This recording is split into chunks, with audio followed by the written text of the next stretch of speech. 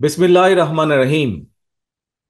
প্রিয় বাংলাদেশ, প্রিয় দেশবাসী, ভাই ও বোনেরা, আজকের এই অনুষ্ঠানের সম্মানিত সভাপতি জনাব মির্জা ফখরুল ইসলাম আলমগীর, মঞ্চে উপস্থিত নেতৃবৃন্দ, সামনে উপস্থিত আমার প্রিয় সহকর্মীবৃন্দ, আসসালামু আলাইকুম।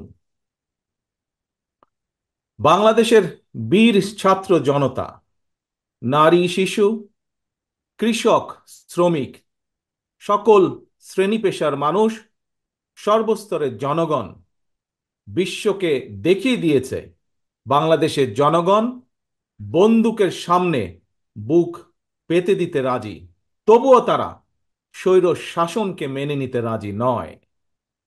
বাংলাদেশের সবচেয়ে জনপ্রিয় গণতান্ত্রিক রাজনৈতিক দল বিএনপির পক্ষ থেকে বাংলাদেশের গণতন্ত্রকামী বীর জনগণকে জানাই আন্তর্জাতিক গণতন্ত্র দিবসের সংগ্রামী শুভেচ্ছা।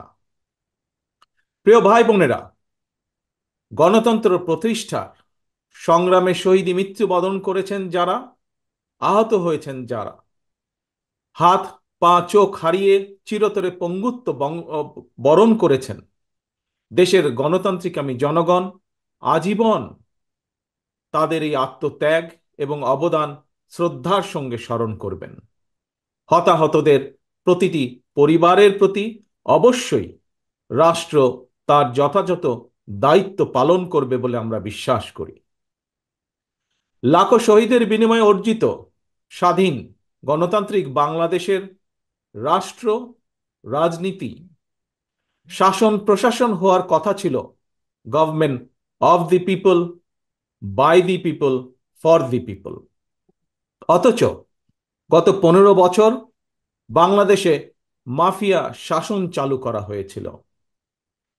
দেশে বিদেশে পলাতক স্বৈরাচার বিনা ভোটের সেই সরকারের পরিচয় হয়ে উঠেছিল government of the mafia, by the mafia, for the mafia.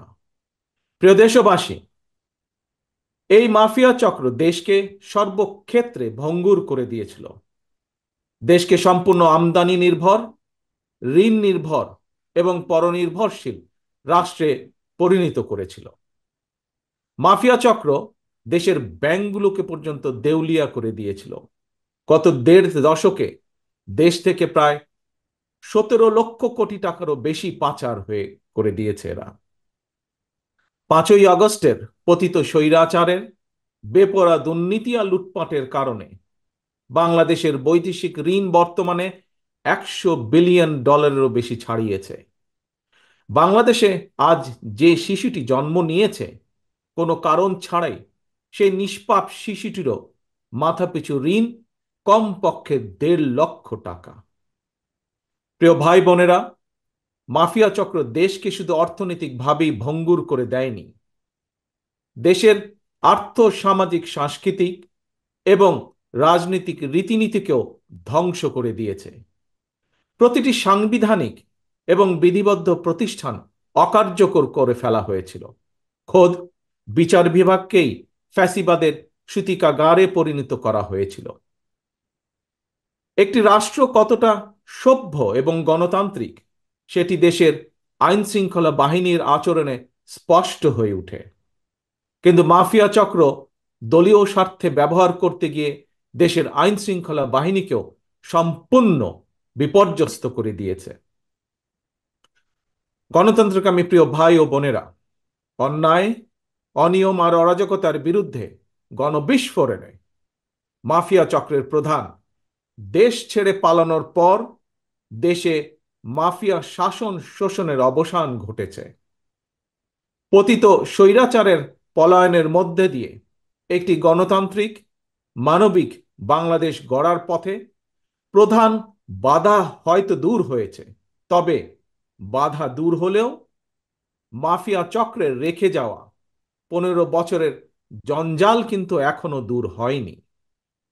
এই জঞ্জালকে দূর করে জনগণের, বাংলাদেশের জনগণের ভোটে জনগণের কাছে জবাবদিহিমূলক একটি গণতান্ত্রিক সরকার প্রতিষ্ঠার লক্ষ্যে অন্তর্বর্তীকালীন বর্তমান সরকার কাজ করছে।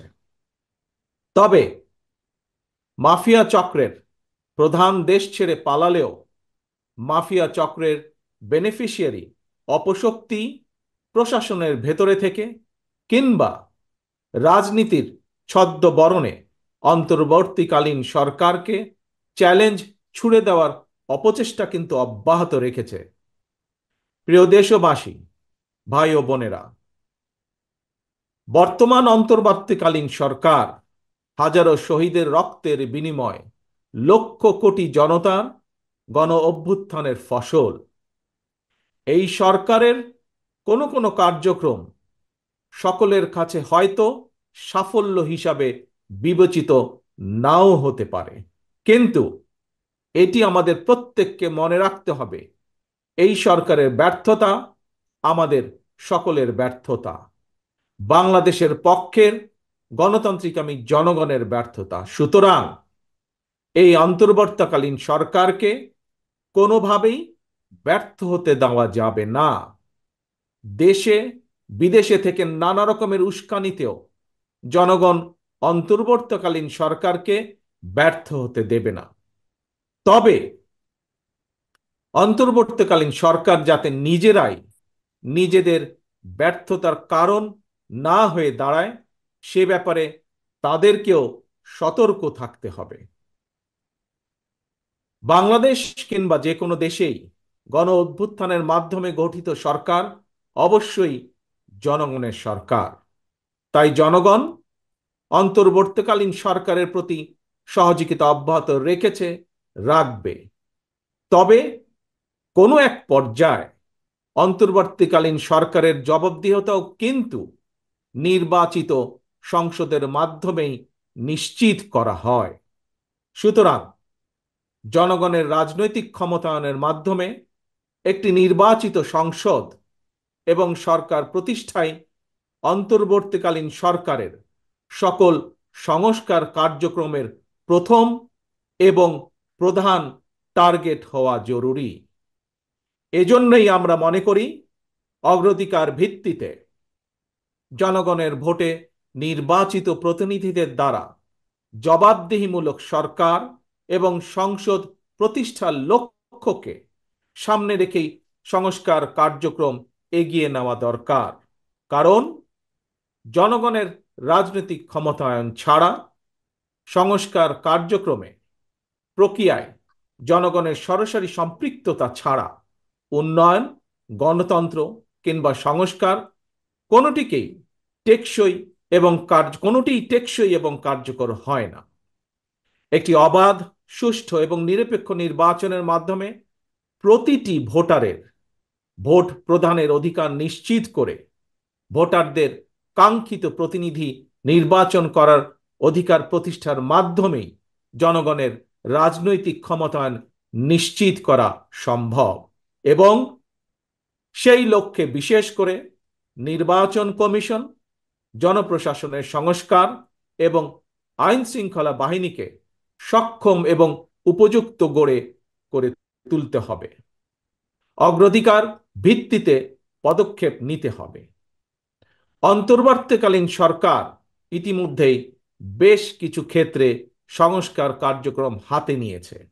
তবে আমরা মনে করি অন্তর্বর্তীকালীন সরকার এজেন্ডা সেটিং এর ক্ষেত্রে অগ্রাধিকার ভিত্তি নির্ধারণ করতে না পারলে গণ অভ্যুত্থানের সাফল্য ব্যাহত করতে ষড়যন্ত্রকারী নানা চক্র সুযোগ গ্রহণ করতে পারে এবং এরই ভিতর এর কিছু কিছু আলামত আমরা দেখতে পাচ্ছি। প্রিয় দেশবাসী, এবারের গণ অভ্যুত্থানের চরিত্র অতীতের যে কোনো গণ অভ্যুত্থানের চেয়ে ব্যতিক্রম। কেন ব্যতিক্রম? কারণ পলাতক স্বৈরাচারের অবৈধ শাসনকালে সকল গণতান্ত্রিক অধিকার, মানবাধিকার হারিয়ে জনগণ পরাধীনতার শৃঙ্খলে আবদ্ধ হয়ে পড়েছিল। এমনকি হুমকির সম্মুখীন ছিল দেশের স্বাধীনতা ও সার্বভৌমত্ব। তাই এবারের গণ অভ্যুত্থানের মধ্যে দিয়ে কেবল মানুষের অধিকারই প্রতিষ্ঠিত হয়নি, দেশের স্বাধীনতা সার্বভৌমত্ব রক্ষা পেয়েছে। দেশ এবং জনগণ এখন স্বাধীন। গুম, খুন, অপহরণ আর বিভীষিকাময় আয়নাঘরের আতঙ্ক মুক্ত। স্বাধীনতা সার্বভৌমত্ব রক্ষার পর এবার দেশ এবং জনগণের স্বাধীনতা সুরক্ষায় প্রথম কাজ হতে হবে রাষ্ট্র এবং সমাজে মানুষের গণতান্ত্রিক অধিকার এবং লুণ্ঠিত ভোটের অধিকারকে পুনঃপ্রতিষ্ঠিত করা। তাই প্রিয় ভাই ও বোনেরা, দেশে বর্তমানে প্রায় 12.5 কোটি ভোটার। এর মধ্যে 2009 সাল থেকে এ পর্যন্ত ভোটার তালিকায় প্রায় 2.5 কোটিরও বেশি নতুন ভোটার সংযুক্ত হয়েছেন। ভোটার হবার পর তরুণ প্রজন্মের এই 2.5 কোটিরও বেশি ভোটার একটিও জাতীয় নির্বাচনে ভোট দেবার সুযোগ পায়নি। ভোট দিয়ে তারা তাদের কাঙ্ক্ষিত জনপ্রতিনিধি নির্বাচন করতে পারেনি, অথবা তাদের নিজেরাও কেউ ভোটে নির্বাচিত হয়ে জনগণের প্রতিনিধিত্ব করার সুযোগ পায়নি। বিএনপি বিশ্বাস করে, বিএনপি মনে করে দেশের জনশক্তির অর্ধেক নারী এবং তারুণ্যের এই বৃহৎ অংশকে রাজনৈতিক অংশীদারিত্বের বাইরে রেখে একটি বৈষম্যহীন মানবিক রাষ্ট্র গঠন সম্ভব নয়। সংবিধান কিংবা প্রবিধানে যাই থাকুক, জনগণের রাজনৈতিক এবং অর্থনৈতিক ক্ষমতায়ন নিশ্চিত করা না গেলে, সংস্কার প্রক্রিয়ায় জনগণকে সম্পৃক্ত করা না গেলে শেষ পর্যন্ত কোনো সংস্কার কার্যক্রমেরই কার্যকরী ফল পাওয়া যাবে না। প্রিয় দেশবাসী, ভাই ও বোনেরা, রাষ্ট্র, রাজনীতি এবং রাজনৈতিক দল হিসেবে বিএনপি দলীয় রাজনৈতিক কার্যক্রম সংস্কারের লক্ষ্যে প্রথমে 2022, পরবর্তীতে 2023 সালে বাংলাদেশের পক্ষের গণতান্ত্রিক রাজনৈতিক দলগুলোর প্রতিনিধিদের উপস্থিতিতে 31 দফা কর্মসূচি ঘোষণা করেছিল। তবে ঘোষিত 31 দফাই শেষ কথা নয়। বিএনপি মনে করে রাষ্ট্র কিংবা রাজনীতি সকল ক্ষেত্রেই সংস্কার কার্যক্রম একটি ধারাবাহিক এবং চলমান প্রক্রিয়া। সুতরাং রাষ্ট্র এবং রাজনীতি সংস্কারে বিএনপি ঘোষিত 31 দফা সংস্কার কর্মসূচির আরও প্রয়োজনীয় পরিবর্তন পরিমার্জনকেও বিএনপি স্বাগত জানায়। এমনকি কেউ যদি মনে করেন একটি উন্নত এবং নিরাপদ বাংলাদেশের জন্য আরও নতুন রাজনৈতিক দলের প্রয়োজন রয়েছে, তাতেও দোষের কিছু নেই। কারণ শেষ পর্যন্ত জনগণই চূড়ান্ত সিদ্ধান্ত নেবে।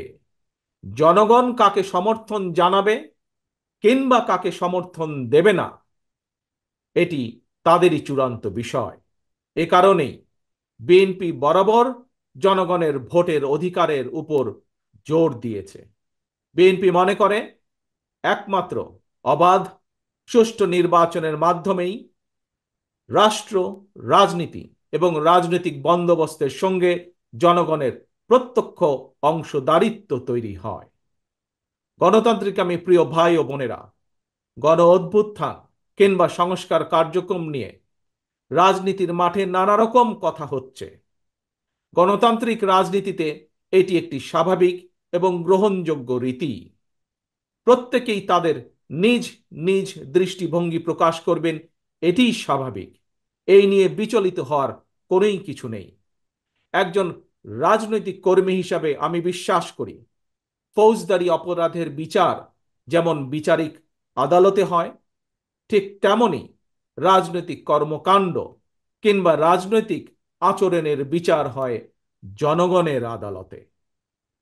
আমি আগেও বলেছি, আজ আবারও আপনাদের সামনে বলতে চাই, ক্ষমতার পরিবর্তন মানে শুধু রাষ্ট্র ক্ষমতার হাত বদল নয়। ক্ষমতার পরিবর্তন মানে রাষ্ট্র এবং রাজনীতির গুণগত পরিবর্তন। তাই প্রতিটি রাজনৈতিক নেতাকর্মীর মনে রাখা প্রয়োজন, রাজনীতির গুণ পরিবর্তনের জন্য রাজনৈতিক দলের নেতাকর্মীদের আচার আচরণেও গুণগত পরিবর্তন জরুরি।